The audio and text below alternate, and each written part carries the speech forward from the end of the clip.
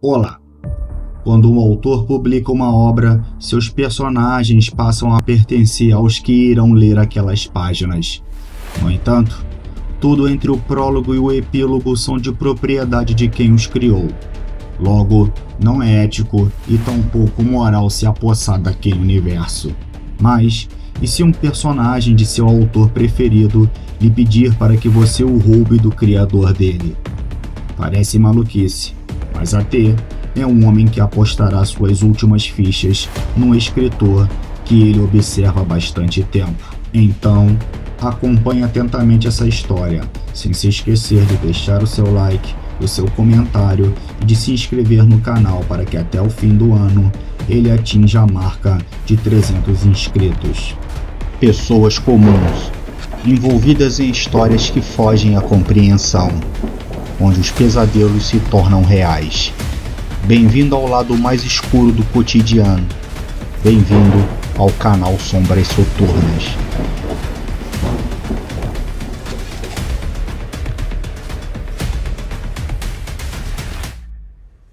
Existe uma série de acontecimentos entre o Era Uma Vez e o Viveram Felizes para Sempre.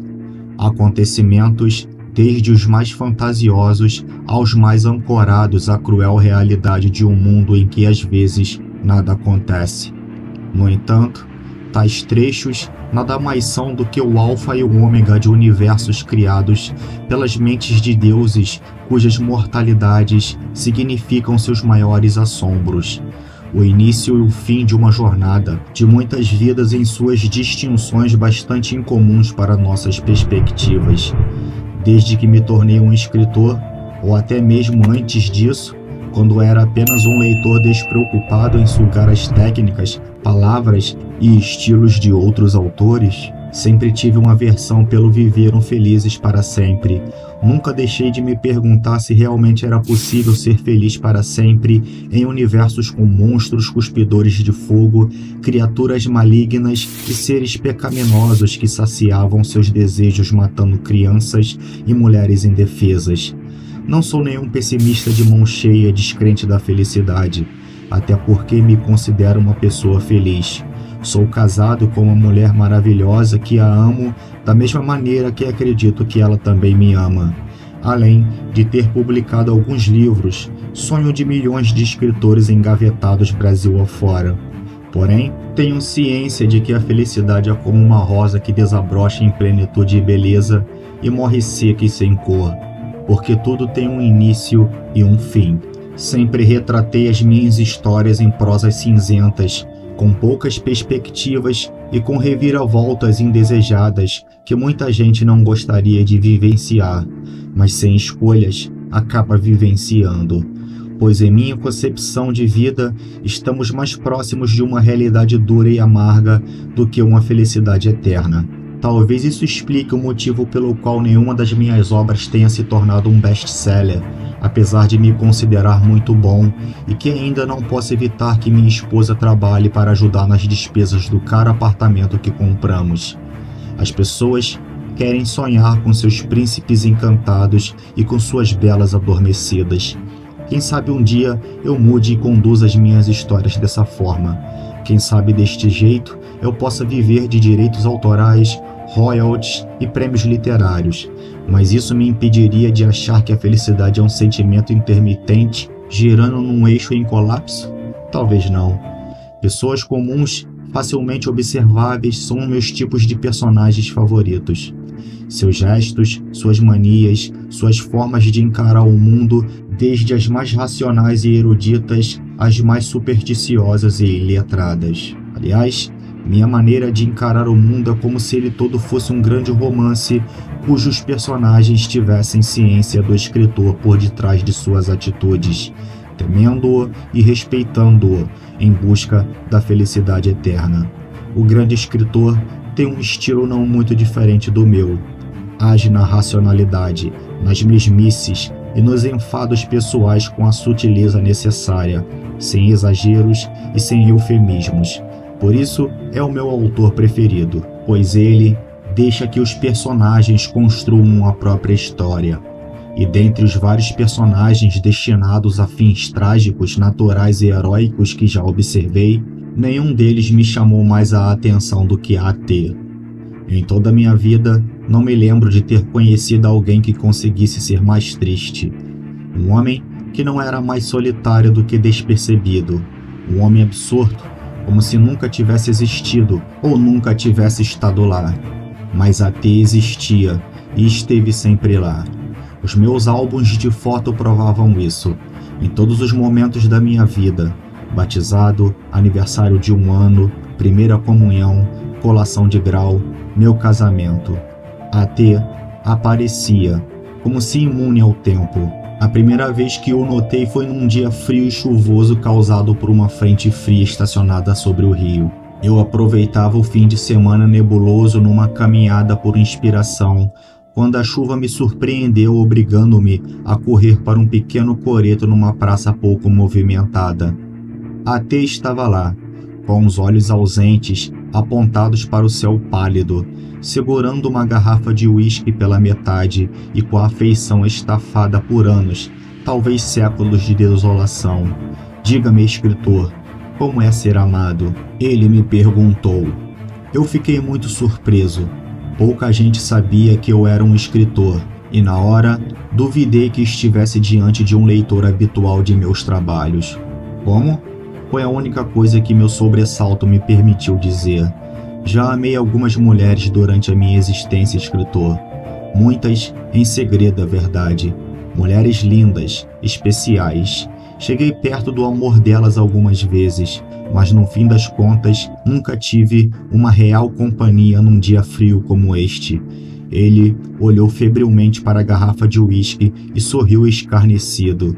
Assenti, recuperando-me do sobressalto inicial, e respondi à sua estranha pergunta. Bem, não sei explicar ao certo o que é ser amado. Podemos ser amados de diferentes formas. Amizade, amor dos pais. Mas chegando ao ponto em que levantou, o amor entre um homem e uma mulher, a única coisa que posso dizer é que é uma coisa muito boa, mas com prazo de validade. Afinal, nada dura para sempre. Imaginei que me explicaria dessa forma. Ele respondeu desanimado, como se já tivesse ouvido milhões de respostas parecidas. A.T. transmitia uma onda depressiva que era impossível não sentir pena dele. Era o tipo de pessoa que afastava os outros de maneira inconsciente e natural. Um personagem fascinante, um protagonista para um grande romance que elevaria a carreira de qualquer escritor a um patamar mais alto.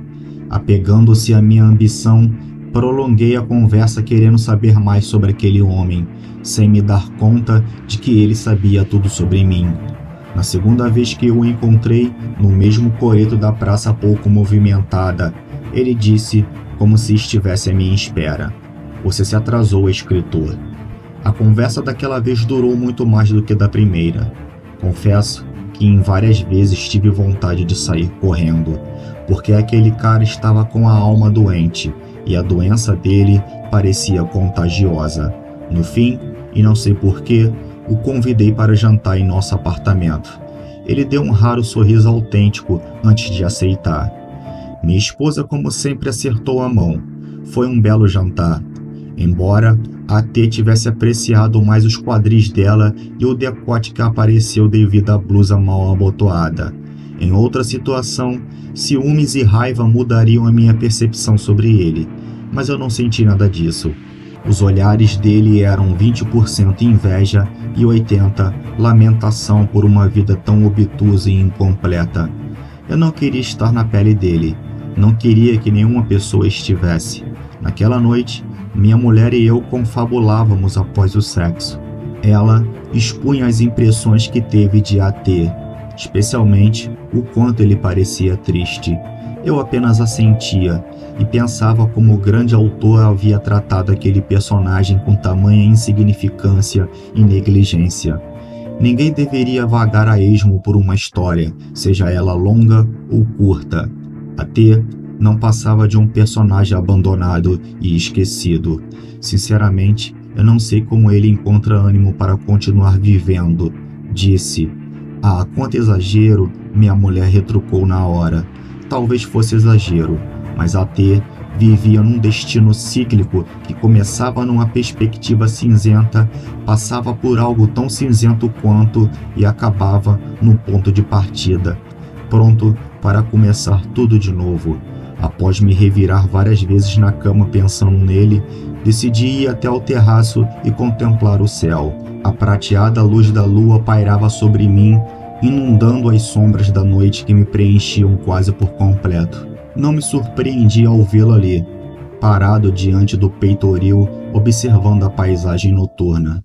Sabe por que eu o acompanho desde muito tempo, escritor? Não, respondi pondo-me ao seu lado. Porque sei que você pode consertar tudo isso. Como assim? Ele subiu no peitoril e o vento fazia as dobras das suas roupas tremularem como uma bandeira no alto de um mastro. Nada é pior do que não ter um fim, ele disse olhando para baixo. Assenti. Meu coração batia acelerado, porém em nenhum momento ponderei para que ele não fizesse o que tencionava fazer. Já vi muitas coisas acontecerem, muitas mudanças. Sou como uma torre imponente que resiste a tudo, enquanto todos à minha volta se transformam e sucumbem a mudanças drásticas. Pensei que pudesse encontrar alguma razão vivenciando um amor como o seu por sua esposa, por exemplo, mas só tornou as coisas piores. Por isso, o tenho como a minha última esperança, escritor. Geralmente, os heróis acabam carregando nas costas as esperanças de milhões e milhões. Um heroísmo que os proporciona fama, admiração e até mesmo belas mulheres estritamente apaixonadas por seus bravos e nobres atos. Eu classifico esse tipo de herói como heróis de histórias em quadrinhos ou heróis de contos de fadas. Nunca me agradou em ter esse tipo em minhas histórias. No entanto, há os heróis da vida real, aqueles que não têm a responsabilidade sobre o destino do mundo todo, porém travam batalhas diárias pelas vidas daqueles que amam. São os famosos heróis anônimos que não gozam do glamour da fama e tampouco das paixões de belas mulheres. Esses heróis sim são personagens frequentes em meus textos. Jamais imaginei que eu poderia ser uma mescla entre esses dois tipos de heróis, um dualismo entre o imaginário e o real, mas que no fim carrega um interesse único e não aleatório. Assim, seja no mundo real ou no mundo do faz de conta, onde os finais nem sempre são tão brilhantes quanto era uma vez, quando nem sempre existe o viveram felizes para sempre, coube a mim roubar um personagem sob o peso de ser a sua última esperança. E mesmo que não seja muito experiente nessa profissão de herói, acredito que ser a última esperança é o mais pesado de todos os fardos. As teclas do meu teclado explodem de maneira intensa e quase ininterrupta. Os olhos perscrutam cada linha que surge em meu editor de texto e a mente tenta ignorar o cansaço de um dia penoso. Todas as noites sinto o perfume dela atrás de mim e seus dedos quentes e aconchegantes se apertando contra o meu peito, junto daquele sussurro aveludado e dócil, me perguntando se não quero ir para a cama. Sempre respondo que só irei digitar mais 3 linhas e acabam saindo mais 15. Ela já dorme quando eu finalmente vou para a cama. Sempre a cubro com o edredom e dou-lhe um beijo no canto dos lábios, sentindo seu agradável cheiro natural. O dia seguinte segue a mesma rotina, porém uma rotina que espero que logo se acabe, pois no coreto daquela praça pouco movimentada, a T aguarda com sua garrafa de uísque um novo rumo para sua história. Quem sabe, um viveu feliz para sempre. Um novo romance? Minha esposa pergunta. Uma nova história para um velho personagem. Respondo.